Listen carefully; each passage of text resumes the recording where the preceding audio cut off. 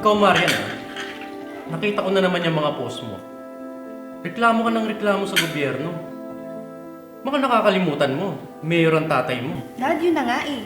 Kayo mga opisyalis, kayo dapat nagtutulungan para sa mga may hirap. Kawawa naman sila eh. Ganun ba yun? Ikaw, sige nga. Anong ginagawa mo para makatulong ka dyan sa mga pinaglalaban mong may hirap? Sige nga. Malaking bagay po ang pagpo-post ko sa social media. Ako ang nagiging boses ng mga hirap. Hindi lang sila makakagsalita. Marian, Panireklamo lang naman ang ginagawa mo sa social media. Ano bang ginawa mo para makatulong? Ako, tingnan mo ako. Ang dami ko nang napatay yung buildings at establishments para sa syudad na ito. Dad, yung mga may hirap sa atin, may hirap pa din eh. Saan ka pupunta, Aber? Hindi pa ubos yung pagkain mo. Ma, ayoko na talaga eh. Bakit ang dami mong kinuha? Anong plano mo gawin sa pagkain na yan? Itapon? Aba, Jelay ang daming batang nagugutom ngayon. Pinubos ko ba ito? Bubusog na siya.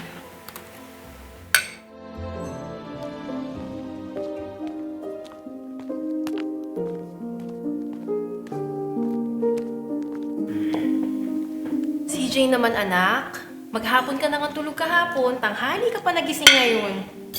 Malilit tayo niya sa exhibit na kuya mo eh. Kailangan ba ako doon? Wag naman, nakakatamad. Anak, hindi mo na nga ginawa yung pinapagawa ko sa'yo kahapon. Sige na.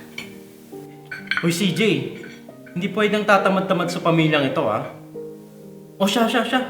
Bilisan nyo at baka maliit pa tayo sa exhibit.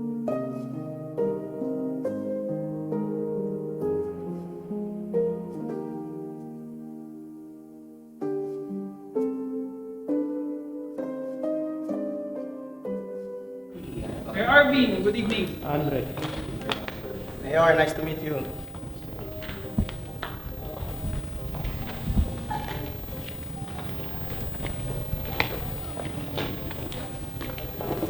Good morning, ladies and gentlemen.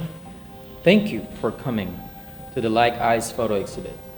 And today's main exhibit is the most meaningful sets of photos I have ever taken.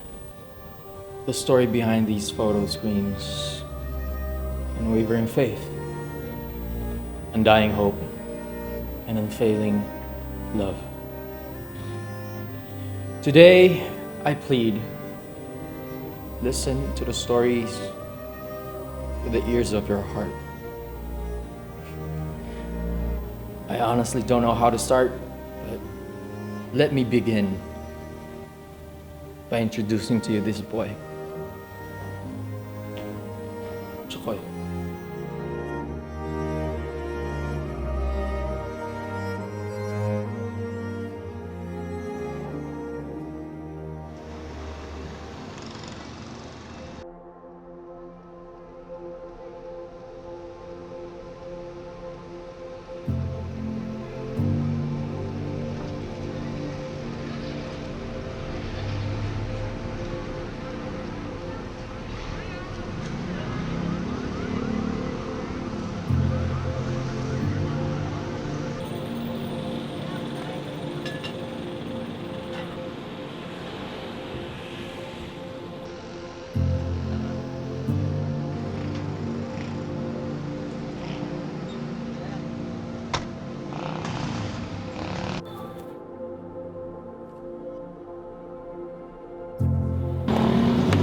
Uy, ano meron dyan?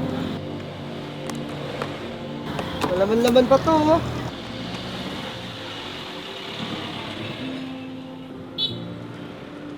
Uy, ang dami pa. Sarap no? Fried chicken. Pero, kakainin mo pa ba yan? Madumi na yan eh.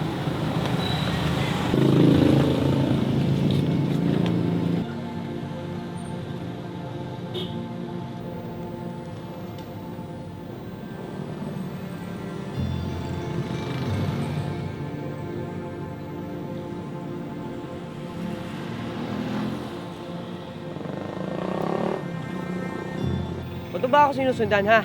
Bating ka ba? Grabe ka naman. Gusto ko lang malaman kung anong gagawin mo dyan sa basura na kinuha mo. Sama ako sa'yo ah. Kasama ka sa akin, ganyan ang ayos mo. Mukha kang mayaman. Kadiri ka. Sige na, saglit lang naman ako. Sama ko sa'yo ah.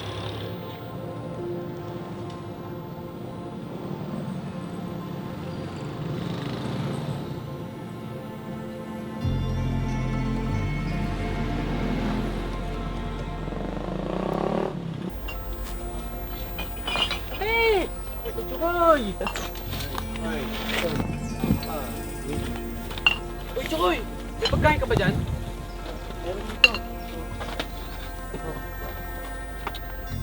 Lutuin mo naman to. Sige. Uy, Chokoy! Ano yan? Yaman mo na. Nakuha eh.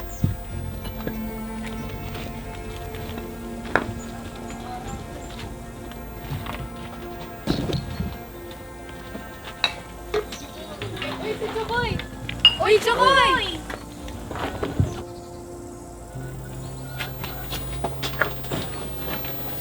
Uy, Chokoy! Uy, nakahanda na yung mga lulutuan mo dyan. Ah, sige, salamat. Sino to? Ah, photo ko yun. Pogi eh. Sikat ka pala dito eh, no? Ba't Chokoy pala tawag sa'yo? Ah, Engelbert pinangalan sa akin ng mga magulang ko nung nabubuhay pa sila. Asan Chokoy dun? Ewan ko nga din eh.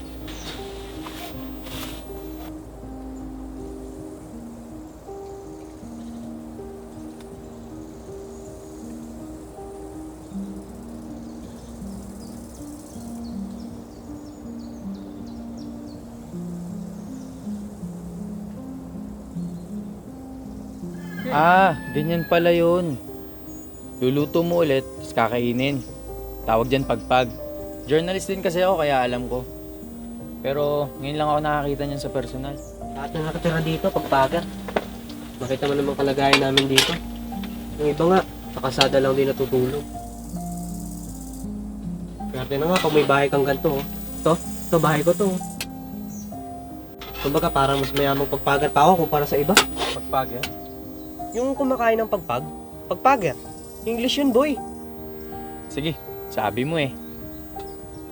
Takaw mong pagpagar ah. Dami mong niluluto. Kakainin mo lahat yan? Di ah. Yung iba, binibenta ko ng 10 piso. Yung iba naman, binibigay ko na lang dun sa iba. Yung mga batang namamalimos dun, binibigay ko na lang sa kanila kasi wala talaga silang pambayad. Kaya ka pala sikat dito eh. Bait mo naman pala, Chokoy. Eh kasi, wala din namang iba magtutulungan sa amin dito, kundi kami-kami lang din.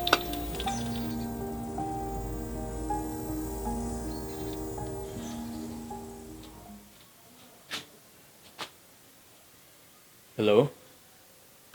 I've already found a subject for my exhibit presentation. I'll be back tomorrow morning to stay and observe. Yeah. So I want you to arrange it, okay? Okay. Okay.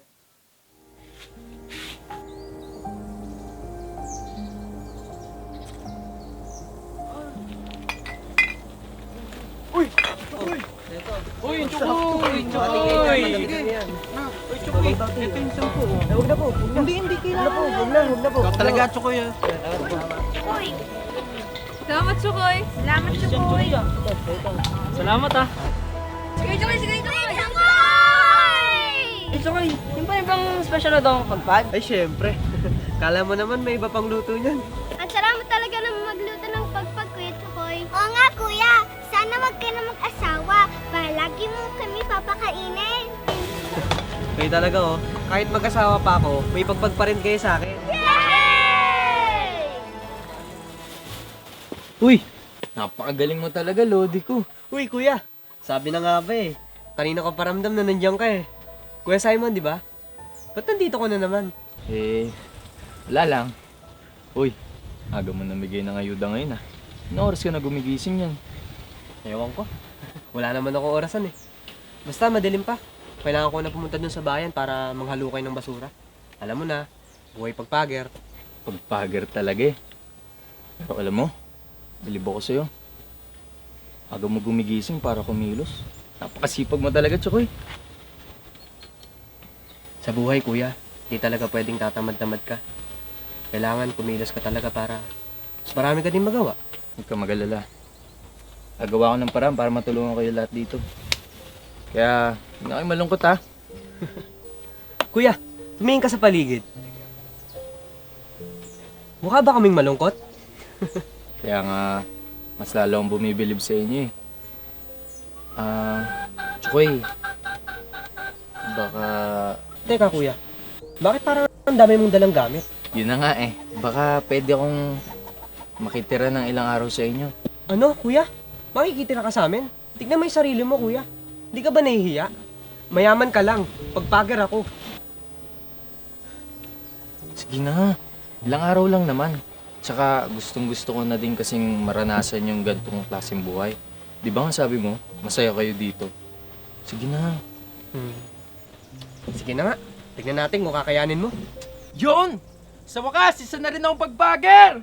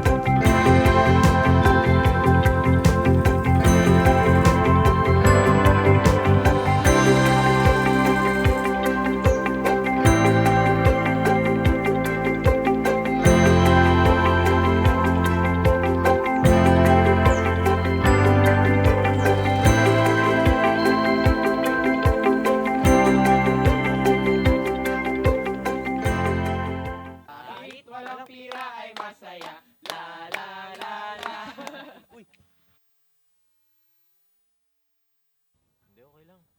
Gusto ko din naman makisali. Ayaw nyo pala dito, no? Kahit walang pira ay masaya. La la la la. Uy, Simon, nagkasing ka ba namin? Pasensya na ha. Ganito lang talaga kami lagi dito bago matulog. Hindi, okay lang. Gusto ko din naman makisali. Ayaw nyo pala dito, no? Masaya naman kahit mahirap. Kahit walang pira ay masaya. La la la la. Pasensya na kayo sa tanong ko, ha? Pero, minsan ba, tinanong nyo na, ba't parang ang hirap ng buhay? Bakit kayo pinanganak sa gantong buhay? Siguro nung bata pa kami. Pero may magandang bagay kami natutunan eh. Alam mo, Kuya Simon, naniniwala kami na lahat ng bagay may dahilan. Sabi yun ng ingkong ko. Ang mahalaga, mahirap man kami, di naman kami pinababayaan ng Diyos. May masisilungan, may makakain. Sapat na yun para maging masaya kami. Tama. Masaya lang naman kami. Hindi kami nag-aalala masyado. Lalo na nandyan si Chukoy para pakainin kami. Hindi kami magugutom. Tama. Kaya huwag kayong mag-alala ha. Gaya nga nung nakita ko dun sa bilihan ng TV. Kung sabi, Hakuna Banana! Ako na matata yun, hindi ako na banana. Ikaw ba nakakita? Di ba ako? Mas marunong ka pa sa akin eh. Hakuna Banana! Sige nga, ano ibig sabihin nun? English eh. Basta parang masaya kami kahit pagpag lang kinakain namin. Kasi di ba yung nasa TV, kumakain sila ng mga insekto doon pero masaya pa rin sila.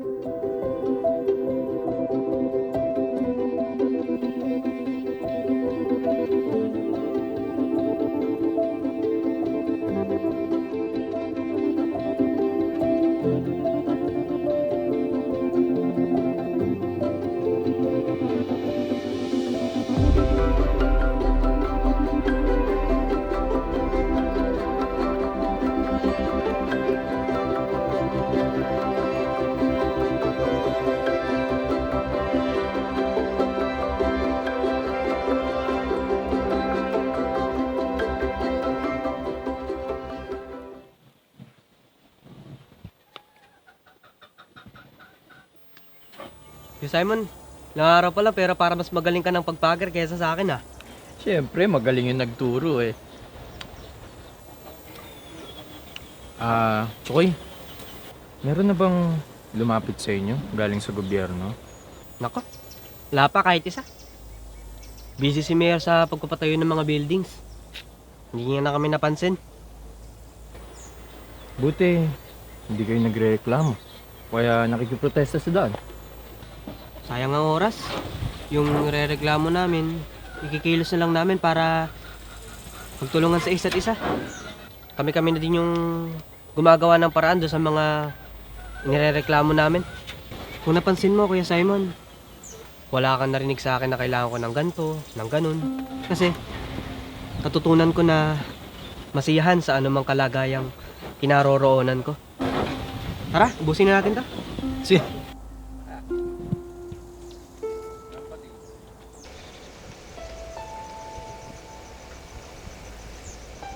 Alam mo, busog na busog talaga sa mga kaibigan mo.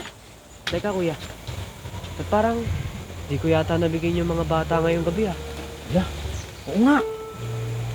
Parang ginabi na din sila ngayon ah. Tara kuya, puntahan na nga natin sila dun sa bayan.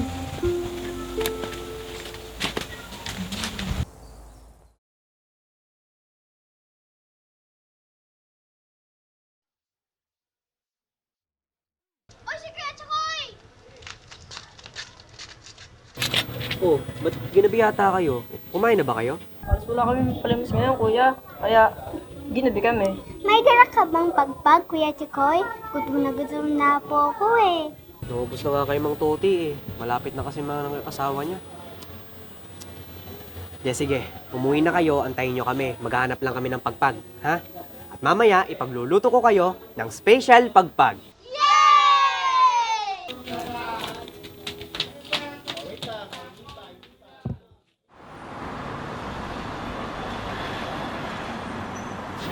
Swerte dito, mukhang madami oh.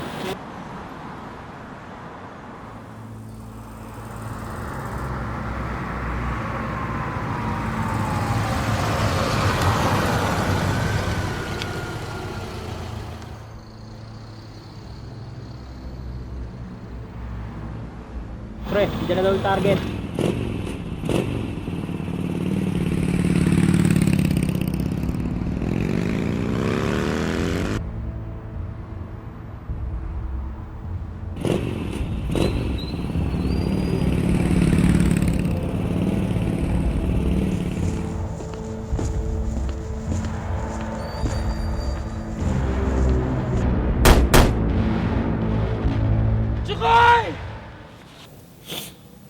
My apologies. I just couldn't help my tears from falling.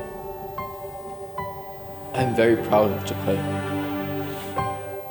At a very young age, in a complicated situation,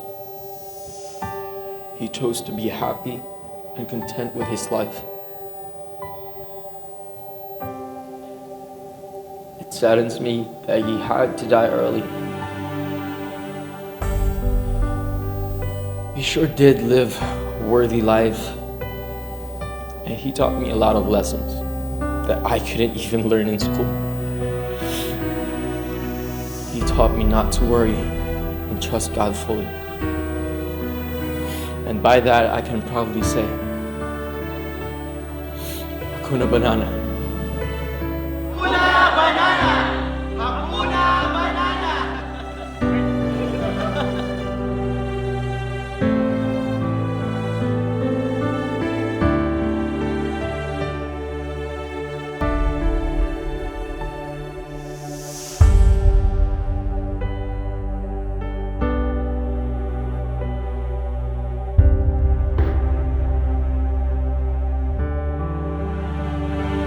Hindi sa sinasabi ko ang tungkol sa kailangan, sapagkat aking natutuhan ang masiyahan sa anumang kalagayang aking kinaroroonan.